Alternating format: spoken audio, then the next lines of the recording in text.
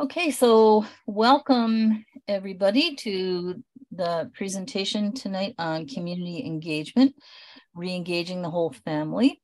And tonight we will be really focusing on this idea of community connections and community connections within life sharing and supported living.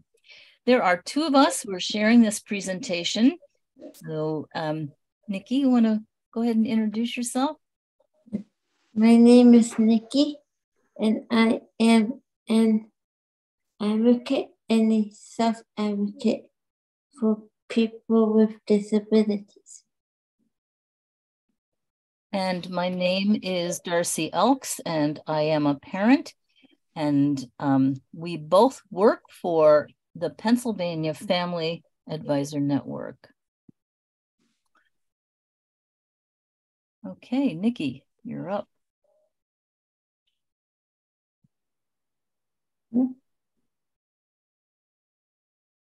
What?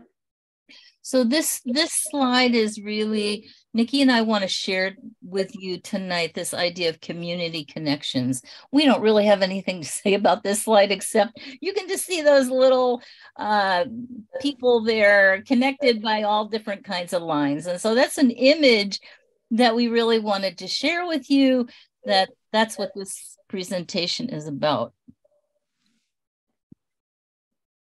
Welcome, everyone. We're happy to have you here today. Okay.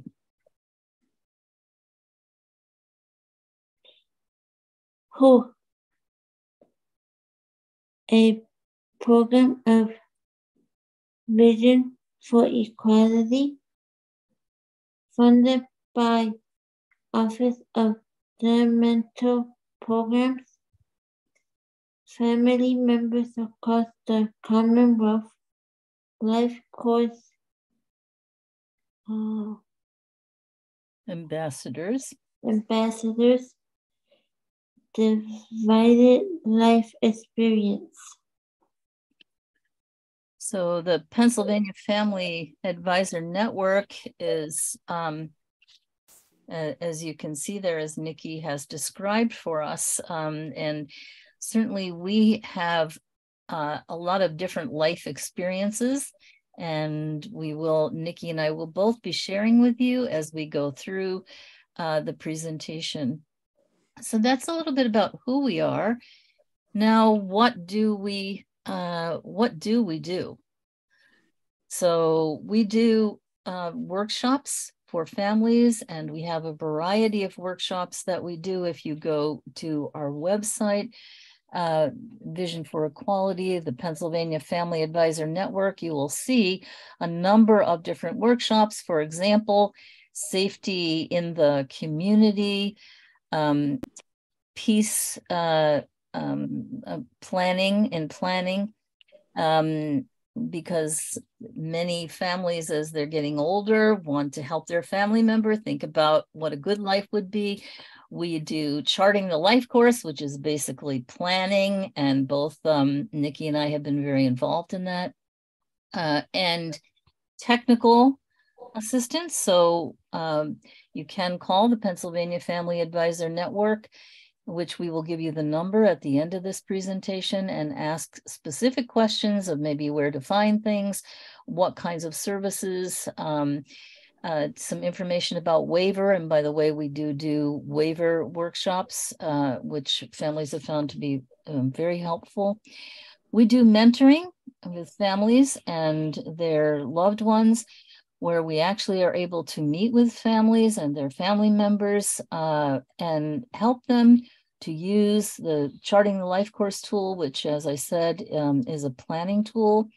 And that is a great opportunity for people, and it is of no cost to the person with a disability or their family. We also do team mentoring. So sometimes families will come to us and say, well, my family member is in school, and we're working with the teachers and the special educators, the regular educators, and could you come and help us? And so we can come and we can do a mentoring, explaining the planning tools that we have for the whole team.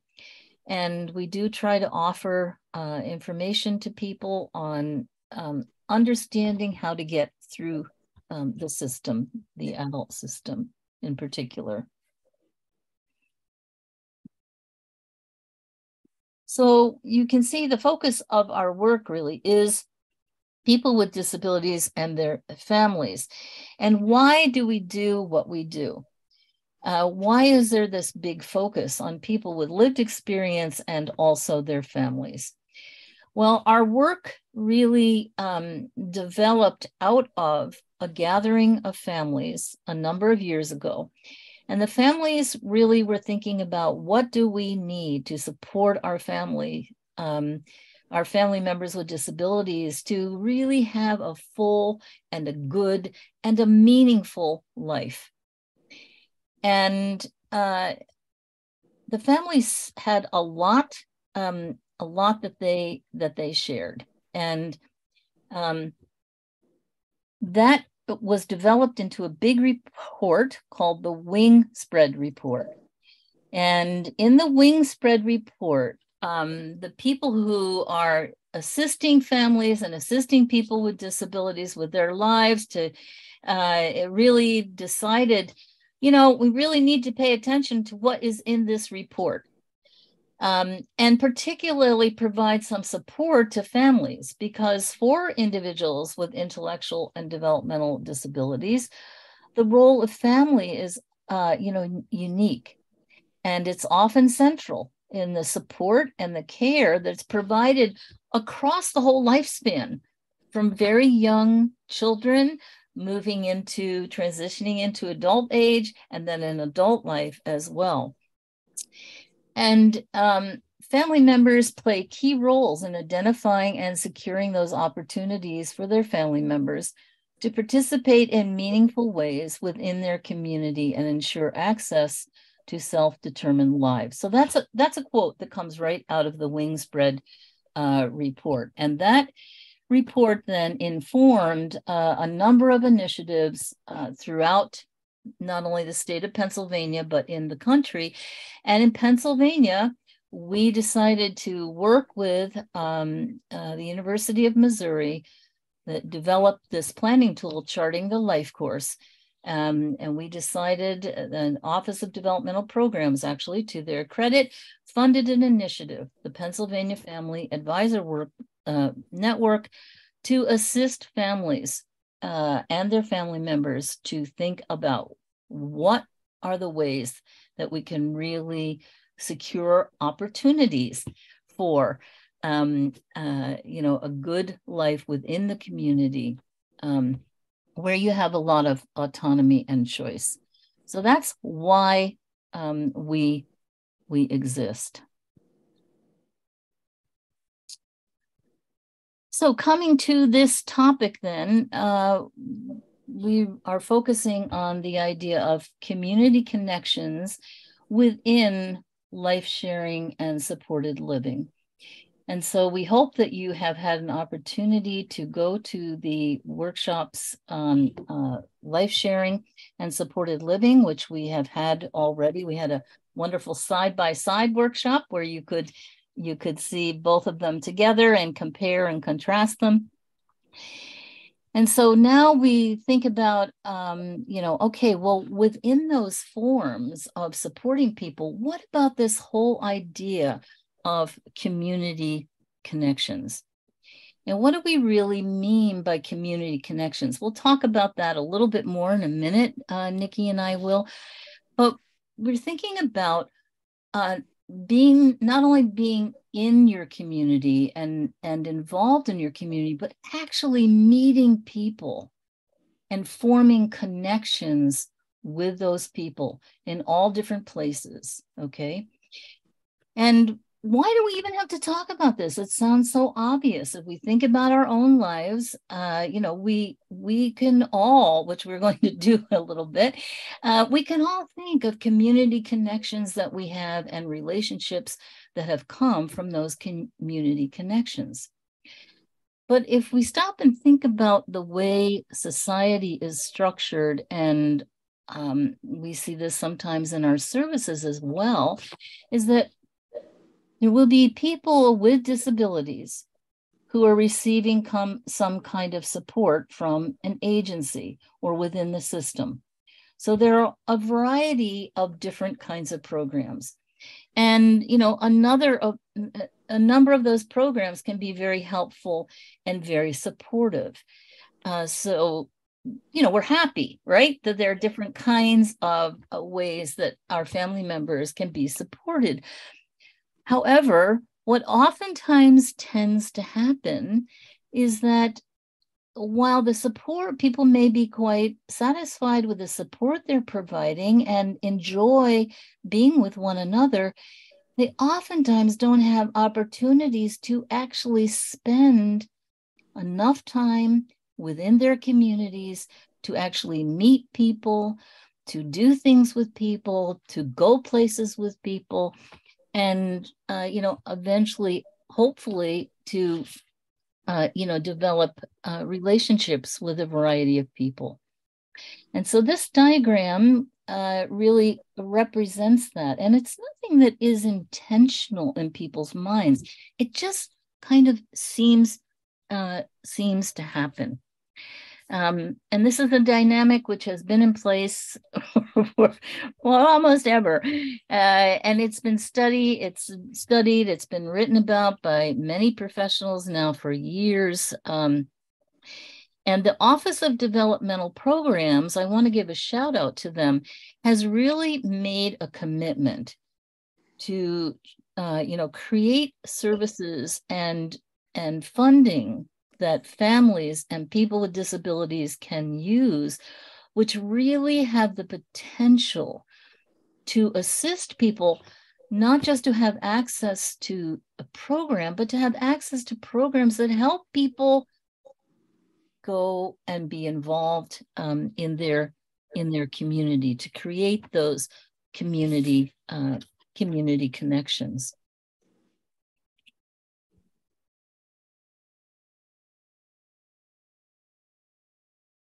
So I mentioned this, and I'll give you an example here, that often our family members have some opportunities to engage with other people with disabilities, which is fine. I know a gentleman who's 30 years old.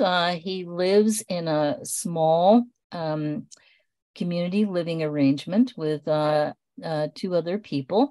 He attends a day program, and he also goes to a recreation program, and those are specifically for people with similar disabilities. And of course, this guy's a really friendly guy. He has friends at the group home that he lives in and the other programs he attends. And of course, that's really good. But he has almost no connections with the people in his neighborhood, with people, shopkeepers and so forth within his town, or anybody in similar activities that the recreational activities he engages in the program, similar kinds of activities within his community. He doesn't know anybody, who does those similar things. And so this is a saying that you might have heard. While he actually does go out into the community, he doesn't really have the support to find those connections and be part of his community. It's difficult for him to do that alone, and he would need some supports to do that. And of course, sometimes services, even though really Pennsylvania has made a big effort to try to have services that are smaller, that don't serve a large number of people at the same time. But quite honestly, in terms of making community connections, if you need some support with that, and all of us need some support at various times in our life with this, it's really hard for a person who works in services to provide support for people to make community connections, 3 people at a time, for example. And I think of the times, my husband is just a good example of this. My husband is a very reserved guy. And when we go into social situations, it's usually me who is introducing him to other people and starting the conversation.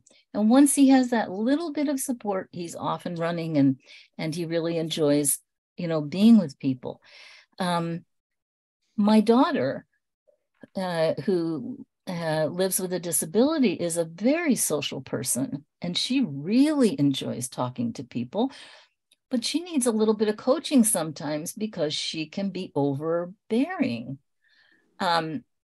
When I'm in social situations, I really enjoy people too. I'm a lot like my daughter. And, there are times that really I will also go overboard. I get really excited. I'll dominate the conversation. Right? So, my husband provides support to me in that way. So this is just to say, even if you are doing things within your community, which oftentimes people aren't, it's really impossible for people who are paid to provide the support, the workers, to assist somebody within a group. So we want to focus again on this idea of life sharing and supported living, and how those forms of supporting people can create lots of possibilities for the kind of support that we're talking about that people need, and presence within their community. Now, Nikki, did you have an example you wanted to add here? Yes. Okay, I'm turning it over to you. So one of my examples were, I am pretty good in the community. I am disabled, and my example was, I go to dance, and a lot of those people are not disabled, and I was the only one that's disabled in the dance studio. And when I first got there, I was a little scared because I normally been with people with disabilities some of my time when it comes to like dance and things like that. So I was scared, but then everyone was very welcoming and nice to me. And Nikki, what made you decide to go to that dance studio? What made me decide was, I actually saw the ad in a restaurant, and I saw that it said that also people with disabilities could join, and I never seen that before because it's hard to find a dance studio that's willing to have people with disabilities. And was this a class of just people with disabilities? No, it was a class with adults, adults that the age range of 30 to 60. Wow, that's a big age range. What kind of dance was it, Nikki? It was jazz. It was jazz. Sounds like a lot of fun. Yes. And so I know dance class can be pretty hard. Did you have time to meet other people in the dance class? Yes. Okay. Yes. Everyone was there. Okay. And what did you like about it? They were nice and friendly, and I like that I got to dance and not worry about if I was doing it wrong or not. Great. Thanks, Nikki. You're welcome.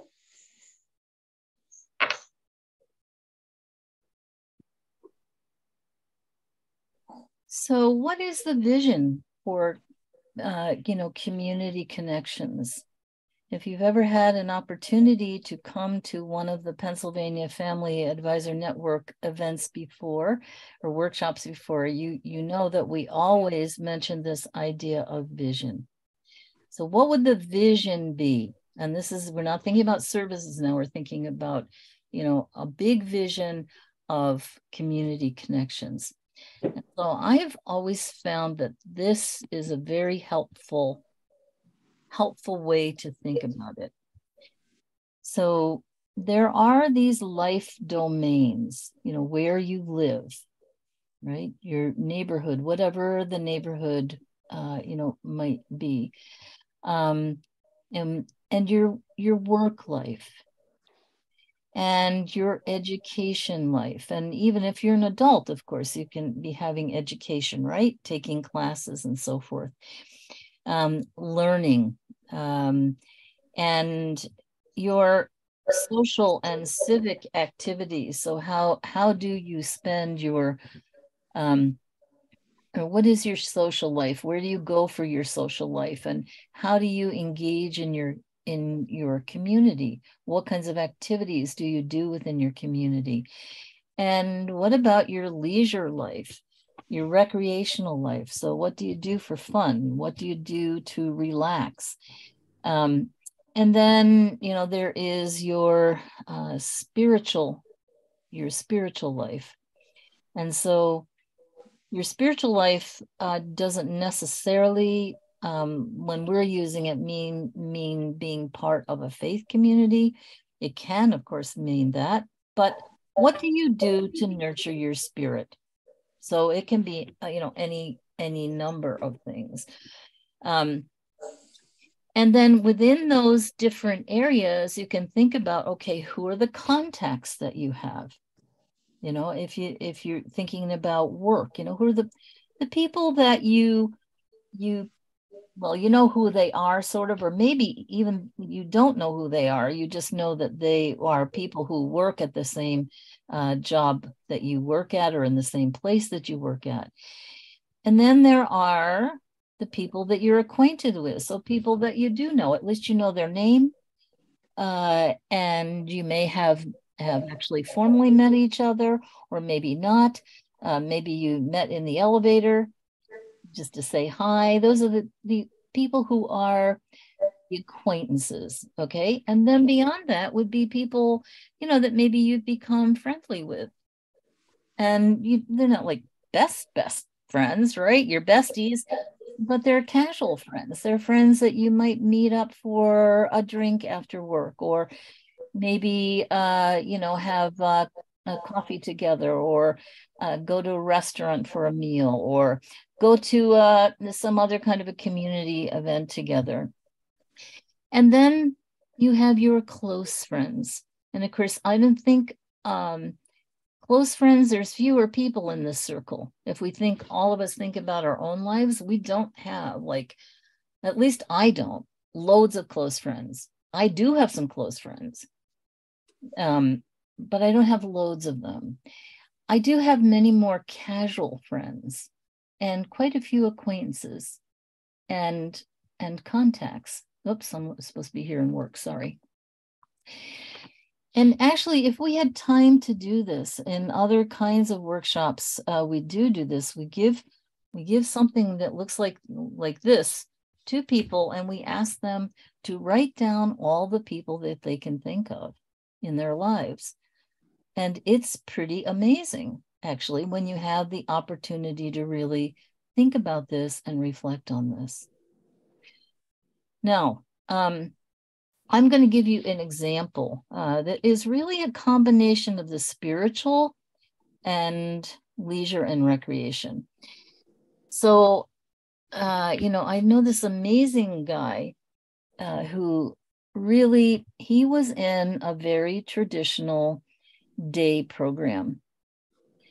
He is a man who has autism, and he had finished school, and he'd been moved by the school district into this day program, basically because they couldn't figure out how to help him to be working and, doing things, volunteering even within the context of his community. And he was miserable. He was really miserable in the day program. First of all, he didn't know any of the people who were in this day program. He also is a very active guy. I mean, he's young guy, right? He's really, really active, and he loves to go out walking. And the staff, in fairness to them, there are other people there, and the staff works very hard, but they can't just drop everything when this guy's name is Joe, when Joe wants to go out and go walking. And so they literally, require that all the participants be in the building. They do have different activities for people to do. And at certain times, or when there's a scheduled walk, they will take people out to walk around the block, and maybe sometimes a little bit longer of a walk over to the park, walk around the park. But the structure of the program is such that can't happen very often. And so Joe was really unhappy, and he kept trying to get out of the program, and he would walk out the door. And he got into big trouble for that. And you can understand it, because the staff can't let him just go out and walk, wherever he wants, whenever he wants, because they have responsibilities with other people. And so the program, it wasn't working. The staff were really distressed. Joe was really distressed. His parents were really distressed. And so they came up with another solution, working together. And that was that Joe could join a hiking club. And there was a wonderful hiking club. This was in a beautiful area with, lots of hikes, right? Lots of preserves and lots of different hikes. And so he joined this hiking club, and he was able to get some of the funding that is very helpful, when individualized kind of funding. So he was able to have someone come with him and help him to go to the outdoor club and get used to the people there and try it out and see how it worked. Well, he loved it. And this story has a lot of pieces to it, but I'll just summarize it for you. Not only did Joe end up being a member of this outdoor club, he participated in lots of different hikes. He engaged eventually in doing rappelling, that's going up the rock, the rock ledges with ropes around you. He did canoeing trips. He became a volunteer with the bike hikers, riding the bike trails to make sure they were safe for other people who were doing bike hiking. And he even ended up joining the board of the hiking club. And so that really falls into both of these spheres, I think. Leisure, recreation, and for Joe, hiking, being out in the outdoors was really also feeds his spirit, nurtures his spirit. And in that story, Joe made a lot of contacts initially. Then when he started to do activities more regularly with people in the club, he made a lot of acquaintances. And then he did make some friends, especially the guys who do rappelling together. Oh, and cave exploring together. They really, really bonded. So Joe's life became so much richer because, there's something he really liked in these different areas, and engaging in that with the support that he needed to do that, he ended up, developing all kinds of relationships. So the vision of a good everyday life, which is what we talk about here in Pennsylvania, is a life with, community connections in all of these different areas. And Nikki, did you want to give us an example another example from your life at this point? Yes, therapy work. Okay, great. I have a great example about work experience. One of my examples is one of my coworkers who now is my boss. At first, when I went to the job for the first time, me and her only said hi to each other, and we talked there and there sometimes. But then, like about 3 to 4 months, we started talking more, and it so happens that she was very nice. We first used to not get along so well, but then time to time we got very along, and she's my very close friend now, and I appreciate how nice she is with me. She also has other friends that has disabilities, so she understands me because she's not disabled, but at least she understands how people are. Mm-hmm. Well, that sounds great. That sounds great, Nikki. And how did you start like really talking together? We started talking because we both talk a lot, so it's our nature. But how we started talking was she wasn't busy that day, and we just started talking. I don't remember why or how. We just started talking, and after that, we became a separable. That's great. Okay. So you're up, Nikki. Mm-hmm. Why community conversations are important? To build self-esteem, to belong, be known, and miss if you are not there.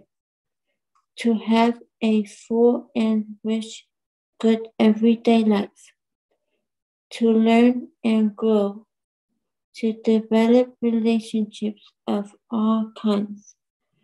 Friends, allies, Acquaintances? acquaintances, contact to Contribute. contribute. The more you continue and make our community a better place for all. To be safer, the more you are known, the safer you are. And Darcy, you have something to share in that. I did want to share. Thanks, Nikki. Remembering that. I did want to share this last point: to be safer, the more you are known, the safer you are. I've always believed that. And I have examples from my own life, but the example I really wanted to share was from my daughter's life. My daughter is now 30, and this is an example from when she was in school. And she was in high school at the time. And she was, I guess she was 16, 17. And, at that age, kids are driving. Mary wasn't driving, but friends of hers were. So she had driven out with them. They were going to a movie, going out to eat and so forth. And then they asked me to stop by to say hello because I knew a lot of her friends at that point. And I did. They were out eating dinner. And so I went to have a cup of coffee with them. And we were, having a great conversation. And all of a sudden, they turned to my daughter, Mary, and said, Mary, did you tell your mom how upset you are with Mrs. I can't remember the name. It was the teacher's, the aide that was providing some assistance to Mary around math and reading. And Mary just, kind of looked down at the floor. And I said, gee, Mary, I don't remember you telling me about this person. And but Mary is not a person who complains, but we knew something was not right, but we didn't know what it was. Anyway, her friends started talking. And they said, you didn't tell your mom how she yells at you? She yells at Mary, Mrs. Elks.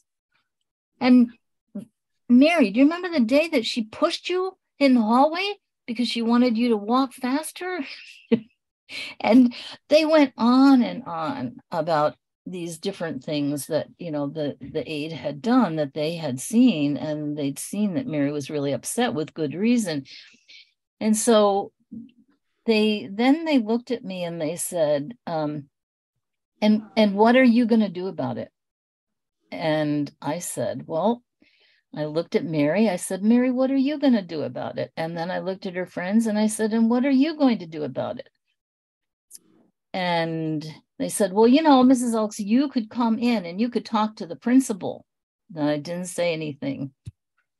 And then all of a sudden they said, Mary, do you want to go talk to the principal? We'll go with you. We'll go on Monday. This was a Friday. We'll go with you to talk to the principal, to tell the principal what, the aide was doing.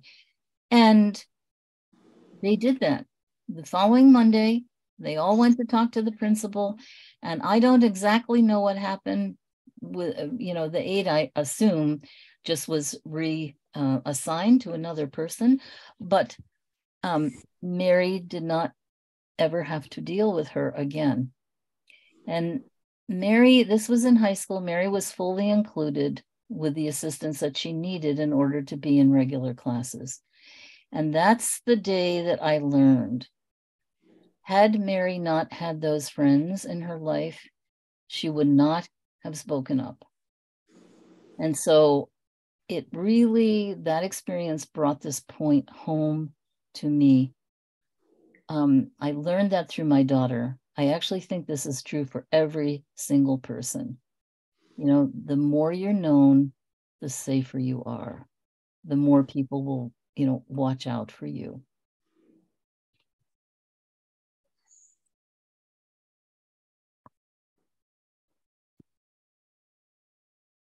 So now we'd like to give you an opportunity, and we are a very small group, but we would like to ask you to think about your own life and to think about why, community connection and relationships of all different kinds are important in your life.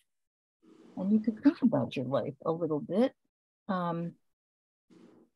So let's start out by, we're going to ask you to use the chat, please. So to write in the chat, first of all, what are some of the connections? And Sean, I just am reading your chat here. Right. So we can't, we're not, everybody who's here has to be muted except the people who are speaking.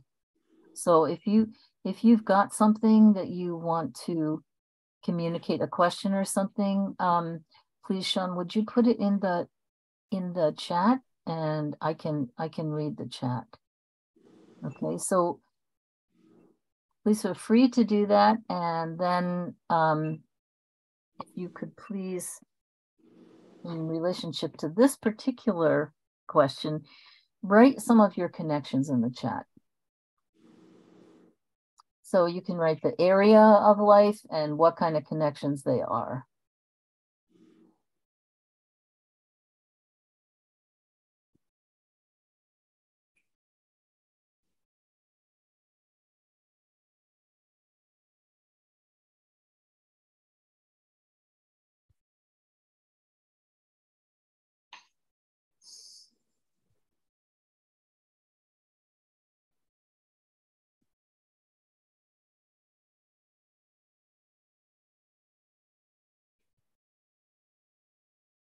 So Sean's written no questions right now. I can say our son's best, deepest connections are with friends he had from school. He's had a hard time making connections outside of that small group since, like the earlier example of your husband's, he's more reserved in social situations.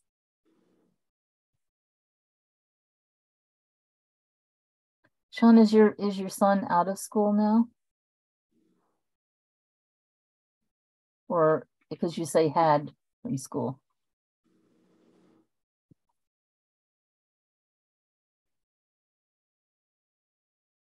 He's graduated. Okay. So your son's just graduated. That's a really important time, right?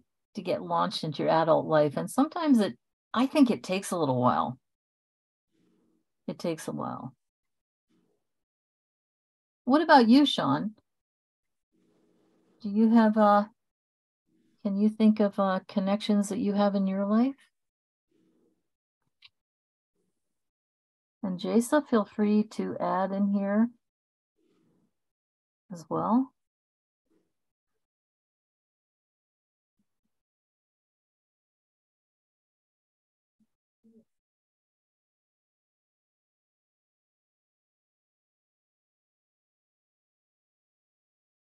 So Jasa's written my church. Jasa is very active in her church. What kind of connections, Jasa, do you have? We have some members. We have made friends. Right out of these, we always tell them you come in as a friend and come out as a brother and a sister in Christ. So that's how we invite them and receive them in our church.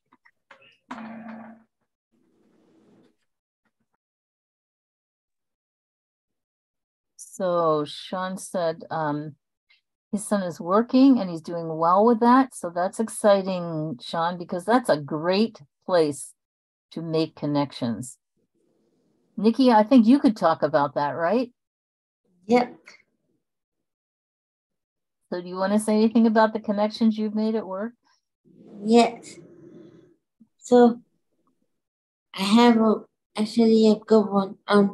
When I first started my job, I had a boss that she never worked with someone with disabilities in her life, and I was the first person she had worked with that had a disability. And it was tough at first because she me and her she wanted to see how I was, and we talked about how to work on my things that I needed help with and what she could help me with. Sometimes I actually tried a document by mistake and she was mad at me and other things as well. But then when we talked about it and my job coach talked to her about it as well, we worked on how we could be more open with our relationship and try to be more nice to each other. So we became very good the co-workers because she learned how to work with me, and I also helped learn how to work with her. Mm-hmm. So you two definitely worked out your relationship, it sounds like. Yes, it was. We worked a lot because she actually helped me so much. She was always willing to she always told me to do things the right way and tell me like what to do and what not to do because I needed structure, and a lot of people don't understand that someone with disabilities sometimes needs more structure than other people do. Yeah, that's a great example. And Sean says that's a great example. It's so important to be comfortable talking with other people that you work with or meet in other situations. Making those connections and making them deeper is so important in learning and getting the most out of life. And she's retired now, but me and her still talk. So that's great, Nikki. So you still enjoy one another's company even though she's retired. Yeah. You stay in touch with each other. Yeah. Yeah. How do you do that? We talk in Facebook because she actually moved to Tennessee. Oh, okay. She's retired and she loves her retirement. Okay, so and so Sean, I just wonder if you have does your son have someone who's assisting him with learning the job or doing his job, or does he already have somebody, or is he doing that on his own?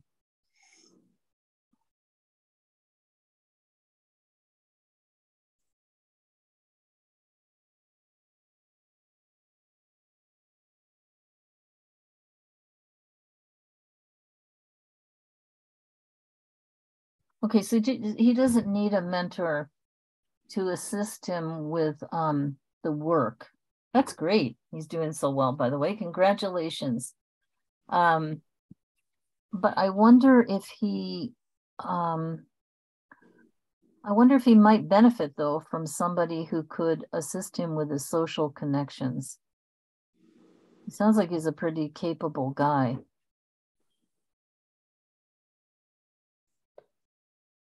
That might be something to think about,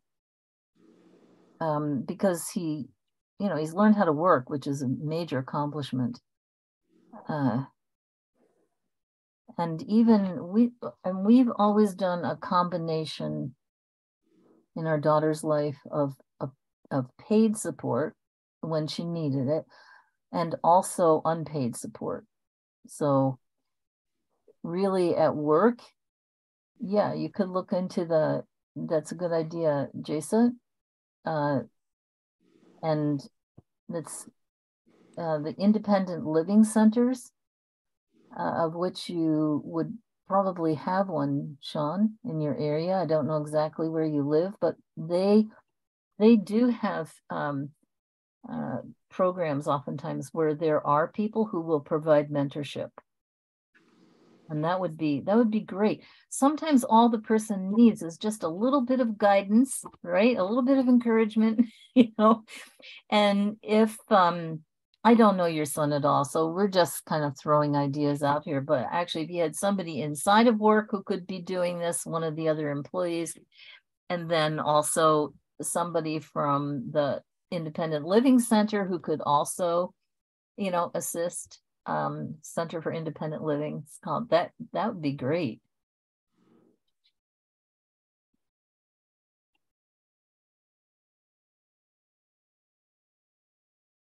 So I think it's something that He is an advisor with services from ODP. So that's a good place to start. Absolutely. You probably have a supports coordinator. And you say we're still having some trouble understanding which services are provided by who. And you do have the PFDS waiver, but we're navigating understanding it all. Okay. So I wish I could unmute.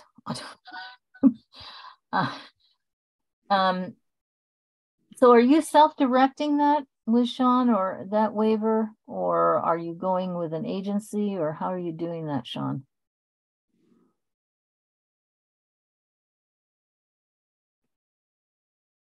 Maybe what we could do, Sean, is you could stay on a little bit afterwards and I could talk to you more about that.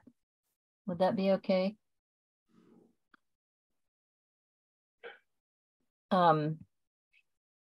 Okay, so let's move on. So, and we will stay afterwards a little bit, Sean, so I can talk to you a little bit about how we've proceeded with the PFDS waiver. Now, I think we're all agreed then the community connections are in fact really important. And Nikki's shared a great example with us about in your life, Nikki, a pretty important relationship, a couple relationships you've talked about. And so let's move on and look at the next slide. So did you have another story, Nikki, that you wanted to? Yes, I think I'm gonna do a different one than what we talked about, but it's actually one from my mom's perspective. Okay, that would be good. So I'm Hispanic, and when it was before, it was just me and my mom, and she does not speak so much English, and it was hard for her to understand what people were trying to tell her about my services and things that could help me. So sometimes I had to translate for her, but for someone that was 10 years old, it was hard because it was hard sometimes because I didn't understand some things because of my disabilities, and it also was hard for her to understand as well. But then she got better at understanding and learning how to overcome her fears of speaking English. Now she knows more English and it's easier for her to understand and help me as well. Mm-hmm. Well, that's great, Nikki. Mm-hmm. Yeah, that's wonderful. So you're helping your mom with community connections, actually. Yeah. Okay, so continuing on here. I think this is you, Nikki, isn't it? Where do we make community connections? At all kinds of places in our community. Stores, community organizations, our neighborhoods, social events within our communities like festivals or parks, sporting events, worship communities, groups that focus on a Particular? particular thank you interest you have, advocacy groups, classes, and theaters. Okay. So that was where, and now how. Well, there are just some key words here that are really important. How do we make those community connections? By, first of all, being present. And usually, I think we could say more than one time, multiple times, within the same place or group activity. And we don't just need to be present, but also participating, in our community. And by making a contribution to our communities. So there's being present, participating, and then really adding something to our communities. And by reaching out to people we know, perhaps friends, and accompanying them or going with them to an activity that we're interested in exploring. It's always easier to meet people when someone else is with you and introduces you. And lastly, by being brave and trying new things. So actually, getting out there and trying things that maybe you were a little scared to do. So I'll just give you an example here, and then Nikki, I bet you have some examples you could share too. Yeah. So I have had the privilege in working for the Pennsylvania Family Advisor Network to meet a gentleman who, in the time that I've known him, so this would be in 6 years, I've known him for 6 years, he's moved 2 times, and he's just actually moved again. He's trying to figure out like what kind of a neighborhood he would like to live in and what kind of support he needs and so forth. But each time he moves, the last 2 times, and the third time is fairly new, each time he'd moved, he found a giant grocery store that he could go to within his community. And he loves to go to Giant, and he loves to go shopping for food. And he always has his menu planned out, and he has certain foods that he buys. And he goes to Giant because he knows Giant has those foods that he likes. And so, at least a couple times, sometimes several times a week, he is in Giant. And he doesn't just go there. He's present for sure, but he also he participates. He's a very outgoing, appropriately outgoing guy, and he's very pleasant, so he's gotten to know some of the people who work at the place, like the person in the produce department, because he buys a lot of produce, and he'll say, hi to that guy. How are you doing today? And he's, he greets other staff in very appropriate ways. And he also gives them positive feedback that he really means. So he'll say, he's quite picky about his produce. And so he'll say, oh, the produce looks terrific today. Thanks for the way you've organized it, or something like that, So people have this positive impression of him. They actually look forward to see him, come into the store. And honestly, I'm telling you, he gets known in those stores so quickly. He gets known. People look for him. And they'll say, how come you didn't come the other day? That's the day you usually come. So he's really, by just being there, by participating, by making a contribution, I think he does, by sort of brightening people's day. He's made that community connection. Another example, by reaching out to people you know. So I have a very good friend who's gotten really into quilting. And she thought she was interested in quilting, and she explored it online. And but she went to a quilt show too, a big quilt show in Lancaster, Pennsylvania. And then she got to the point where she thought, maybe I'd like to try this.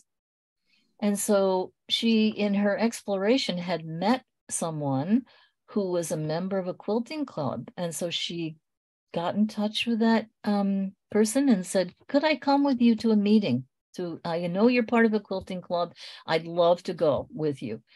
And so she went, and turns out she loves quilting. She is now a member of that particular club or quilting and other quilting circles, and she's an exhibitor at the quilting show in Lancaster. She has made so many connections, and she really, by reaching out to another person and going with that person, she felt more secure and comfortable to meet new people. And then lastly, of course, it takes courage, doesn't it? To go new places, try new things, and meet new people. So being brave and trying new things. And I thought, Nikki, I've heard you talk about this before, how you tried new things, like going to that dance class. Yeah. You were really, you're pretty brave about trying that. And it worked out great. Mm-hmm. Yes, it did. And my example, real quick. It's all right. We have time. You don't have to be real quick. My example, I actually, at school, I was able to go to art class and experience that. And that was in high school. And in that class, I was the only person with a disability. And that was my second year in art class. And my second year went better than my first because my first year was a little bit more tough because the art teacher thought I couldn't do it because she said it was gonna be hard to do the second class, and I told her I could do it, and she actually retired, so it was actually really nice that she did, because when I went to the second year, it was so nice, and the teacher there was very nice, and she actually, if I needed any help with certain things, she will help me with it, or had the other students help me. And also I had an experience in that same class where my support teacher, I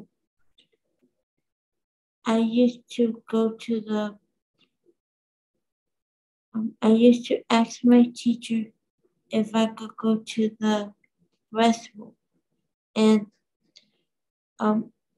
she thought I was gonna talk to another teacher that was close to there, because I used to walk a little, not so fast than other people, and because I was very talkative, they thought I did that, and I didn't, just sometimes. So my support teacher told my art teacher to have a person, another girl, to walk me down to the restroom. And I didn't like that because it made me feel like a baby. Okay, so that's a really good example. I'm sure they were doing that, you know, they were trying to be helpful, but you think about somebody in high school being you know, and another student being told, you know, walk this with this person down to class to make sure they get there. That's no wonder you didn't like that, Nikki. Yeah. I didn't feel I wanted to be more independent. Of And course. then I told my teacher that, and she understood, and then she didn't do it no more.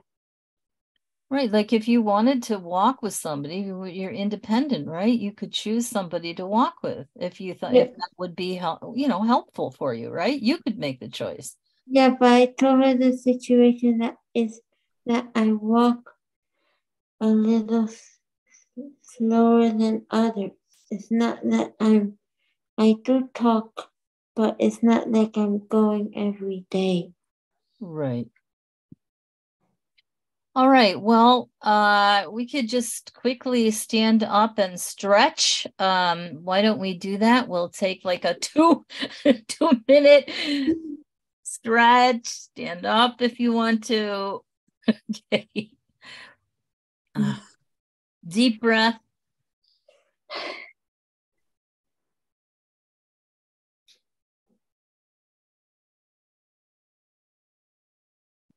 All right. So now we've talked a lot about, Nikki and I've talked a lot about community connections, what they are, why they're important, and, you know, the different kinds of ways to start to make those community connections. So now we specifically want to move to talking about life sharing and supported living as it relates to this idea of community connections. So you may not have had an opportunity to go to our workshops on life sharing and supported living.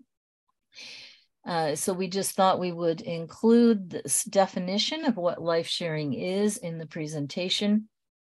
It is a service that is available in Pennsylvania, and you can use your waiver funding for life sharing. What is it? It is a service that is possible for both children as well as an adult with an intellectual disability or autism. What does it mean?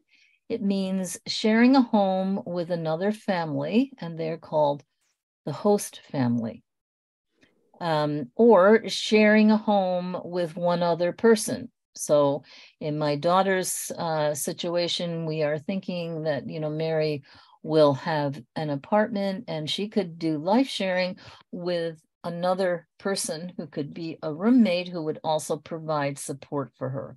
So in the service of life sharing, the family, or if you're living with you know, another person, they are paid to provide the support to you.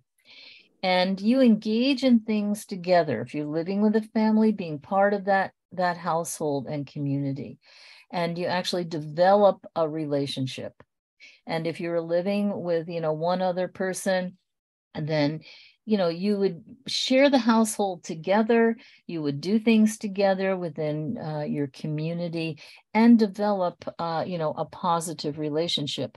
And the host family, or the, you know, the roommate would receive funding for providing that kind of support. So that's life sharing. And what is supported living? So supported living is also a service that is available in Pennsylvania. Again, it is for not children, but for adults with an intellectual disability and or autism. And the service provides protection for the health and the welfare of an individual person, and also provides services to help the person to acquire, maintain, or improve skills so that the person can live more independently, be productive, and participate in community life. So basically, a description of this would be, again, a person might, let's say an adult with an intellectual disability who was also had autism, had a place to live. Like, I know some people, their family has given them a home, but the person really is not able to, function without some degree of support. And so a supported living agency could be hired. And then what would happen is that supported living agency would have a manager, okay, that would oversee the assistance that's given to the person with the disability. And someone would be hired who could then provide that assistance. There is assistance, on-call assistance, 24 hours a day. And whatever the person needs assistance with to become more independent and really participate in community life can be provided. So you will see, that both of these are kind of interesting living options. And I hope you get a chance to learn more about them if you weren't able to come to our workshops.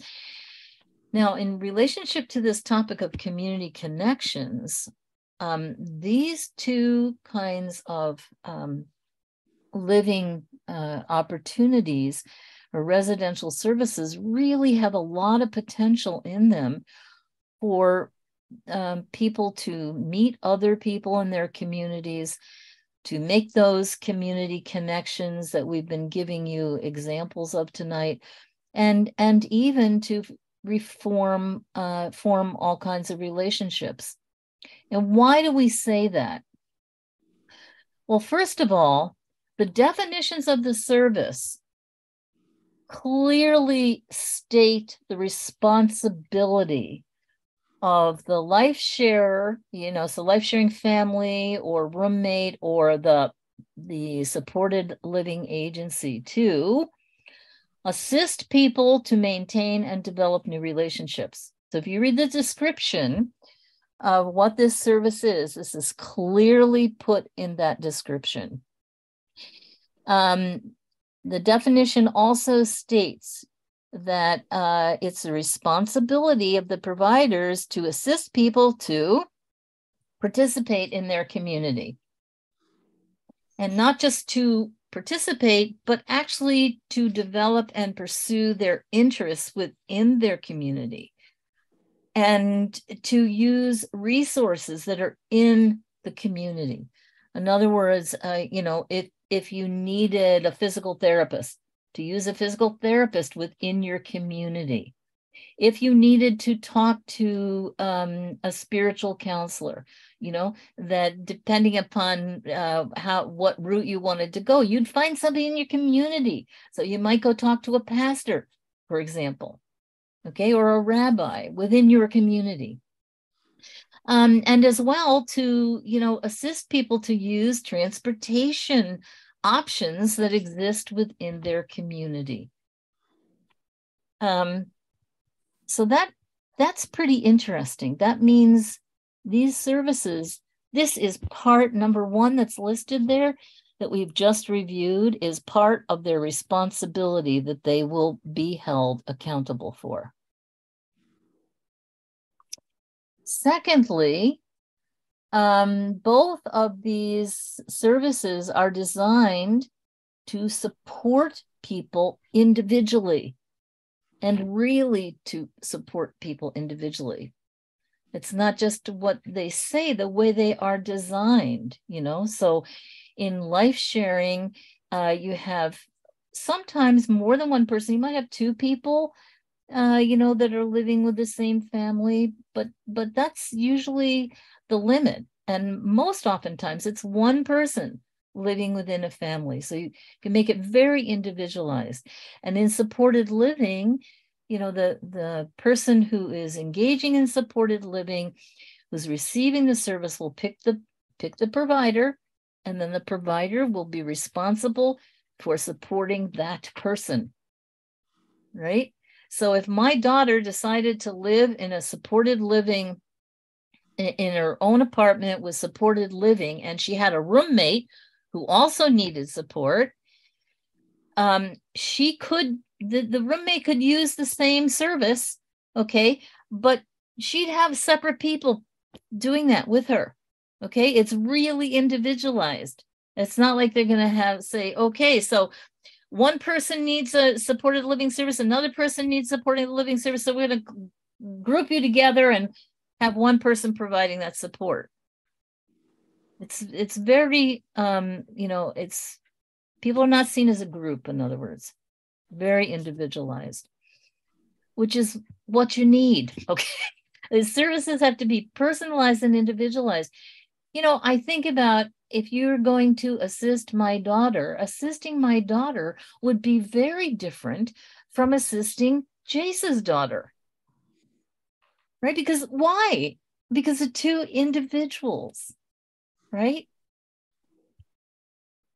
And this is an interesting one, in life sharing and supported living, the people who are participating in that, they're expected to be supported and encouraged to make choices and have autonomy.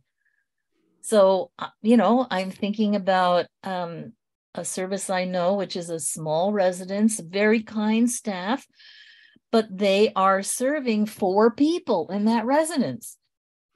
So you might have one guy who wants to do something, another guy who wants to do something different, another guy who wants to do something different. Right? It's very, very difficult. The staff can't really individualize in the same way you can when it's, one person at a time. And because these are living arrangements that are, very much a part of the natural living situations, that our society is very familiar with, right? Like living in an apartment, living with another family, living with a roommate, right? These are all typical ways of living. And so it's easier to get to know your neighbors, for example. And because you're living with, that kind of support in a life sharing situation, you're living within a family, they can introduce you to the people they know. Remember, I said it's oftentimes easier to form relationships with people that you already, that someone else introduces you to, somebody already knows them. And, providers will assist you to figure out transportation within your community. So what are the best options within your community, and what are some of the best options for you, and they'll help you learn how to be safe. So let's say you live in a more rural area and you use supported living service. Okay, there are no buses. And so you decide you're going to do a ride share, so using Uber. Well, okay, so there are certain things you can do to be safer with Uber, right? So the supported living provider can teach you that. Same thing if you lived in a more more populated area where you could take buses if you chose to do that. Well, okay, then you have to know how to be safe on the bus too, right? So they could help you with that.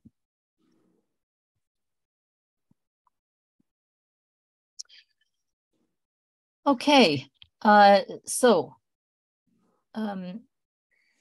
we wanted to kind of end with, not totally end, but we wanted to bring all the content together by hearing another example from you, Nikki.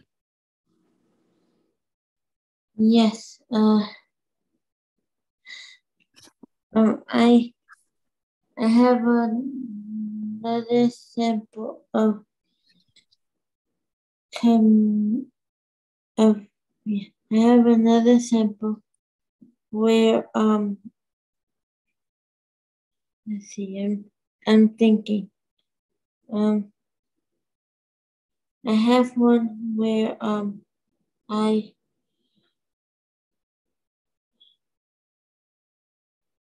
I don't know. I used all my examples. You used your examples. Okay, well, thank you. You did do extra examples from what we talked about, so we really appreciate that. I don't know whether you wanted to say anything about school, anything else about school? You don't have to. Okay, I have one. So I so I so when I am 31 years old, and I decided to um leave school at 21, and that was actually my choice because um uh I because I was actually used to the 21 thing already, because when I came from New Jersey, I was in a school where they already told me about that, so I was used to it. So I decided to stay because they will help me more. And So when you if I could just ask you a question about when you left. So you made that decision to leave, right? yeah. And then after school, how did you make connections, Nikki? Because you moved right from Jersey here. How did you make connections after school with people in your community? Okay, so I came here when I was 17. Oh, So yeah. So when I um so how I made connection was I was in a program called Vital, and they were linked with a um our our our living independent living, yes. Yeah. and that's called also. No wait, yeah, also. And it was very nice because um we got to learn how to be more independent, and they helped us learn more with different agencies. And I had the choice of working with them and ODP, and they both decided on me going to a program called Trace. Okay. So although you had quite a journey. I remember you talking about this and lots of kinds of opportunities and experiences to try different things and meet different people. And I just remember being very inspired by you talking about this. I heard you talk about your path to employment, and you really, you when you left school, you got out there and you tried things and you met a lot of people. And I guess that's a really good message for people to different transitions in your life, like leaving school, high school anyway, right? And moving into your adult life, to have those opportunities to really try lots of things, meet lots of people along the way is a really good idea, and no matter what, when you change jobs, it's the same thing, right? Or you move to a new town. It was really hard transitioning to adult life because I used to cry a lot, and I used to people thought I couldn't do things, and I prove a lot of people wrong. Mm-hmm. You certainly have proven people wrong. So, and along the way, you know, you've certainly grown a lot. And I think I'm speaking as a mom now, Nikki. I couldn't ask for anything more for my daughter than to, you know, try different things, meet lots of people. And even though at times probably all of us have cried, right? It's really a great thing to have those opportunities as you're moving into different transitions in your life. So with that, I don't know if there are any questions. I think we answered some as we were going along. We want to just remind you to stay tuned. We talked in the beginning of the presentation. We talked about there are a variety of different learning opportunities with the Pennsylvania Family Advisor Network. So, you know, Google us and you'll see our schedule. We also have some very interesting opportunities coming up. We are having some regional summits, and they will be in different regions within the state. There's one coming up in November, one coming up in December, where there will be some very interesting speakers talking about resources that you can use to really support the vision of fully engaging in your community. So stay tuned to find out more about those and how to participate. Recharge, re-engage, reunite. Thank you everyone for coming. And I'd like to thank you too. We hope you feel recharged and that you're really excited about getting out there and re-engaging or assisting your family member to re-engage, and opportunities to reunite with friends and family. And lastly, we'd just like to say, here is our information for contacting us.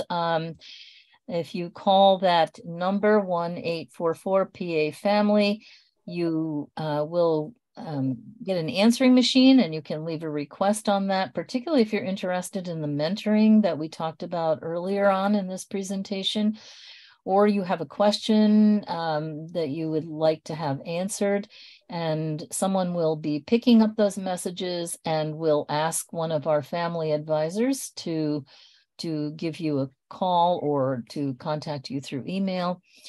We mentioned, I believe, that we are, the network is hosted by Vision for Equality, a wonderful advocacy organization started by two moms a number of years ago that has done amazing work, located in Philadelphia. And so you can find more out about us if you want to look at PA Family Network at visionforequality.org, and you know, Google Vision for Equality, and you'll see all of the different amazing projects at Vision for Equality, as well as they also have amazing learning opportunities. So have a good evening, everybody. Thank you for joining us, and we hope to see you again.